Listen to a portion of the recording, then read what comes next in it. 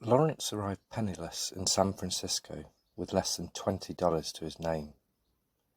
But not all was doom and gloom.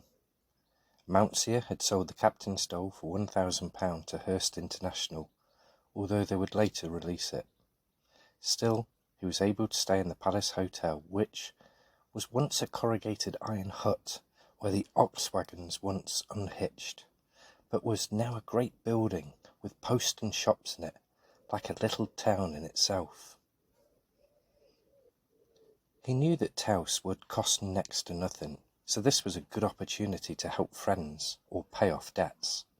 Eddie Marsh was sent a cheque for £20 for the generosity he showed Lawrence in November 1915, 7 years ago. In another life, Lawrence would have made an excellent accountant. After 25 days or so at sea, Lawrence was feeling landsick and complained that the solid ground almost hurts. It didn't help that San Francisco was so noisy, like a sort of never-stop Hades. Another headache was the suppression of women in love, which Thomas Seltzer would successfully defend in the courts, along with a couple of his other titles. After a lot of dilly-dallying, Lawrence was finally on his way to Taos on Friday the 8th of September. He knew the perils of another detour en route. I simply daren't stop off at Yosemite or Grand Canyon. Feel I might drop dead if any more stupendousness assails me. Mabel Dodge Stern had built the Lawrences a lovely adobe house, and they were both quite overwhelmed. But this comes at a cost. She wants him to capture life in New Mexico, as he had done in sea and Sardinia, and immediately ships him off to see a dance at the Jicarilla Apache Reservation, which would lead to the essay, Indians and an Englishman. Lawrence captured the American dream in a pithy phrase: shove or be shoved. But at least the Americans were buying his books, and more importantly, bringing in the money. If America will accept me and England won't, he carped, I belong to America. Their home was 30 miles or so from the nearest railway and accessed via a desert. Frida could once more revel in the temporary thrill of being still, boiling wild plums that the Indians brought us, and making jam, naturally under Lawrence's supervision.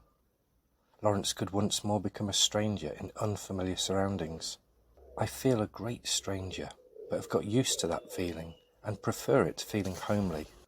After all, one is a stranger nowhere so hopelessly as at home, he informed E.M. Forster. Then there was the dressing up. You could see me in your white riding breeches, a blue shirt, a cowboy hat, and your white tie, trotting on a bay pony, he informs Earl Brewster. The environment is often a good signifier of Lawrence's mood, and once it takes on a mystical quality, you know he's intrigued. Towards the end of September, he can feel a curious grudge in the very soil itself, and suggests that if the Taos Mountains were a woman, she would be Thais, the prophetess who encouraged Alexander the Great to set fire to the palaces of Persepolis.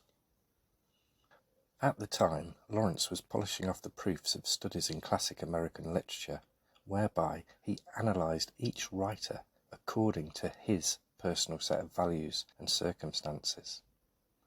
The same was happening again now. It was Lawrence who had a grudge. He had a grudge against Mabel Dodge Stern for her kindness and hospitality, all of which he finds a bit oppressive. Thus, America is reduced to his specific set of circumstances. Everybody seems to be trying to enforce his or her will, and trying to see how much the other person or persons will let themselves be overcome.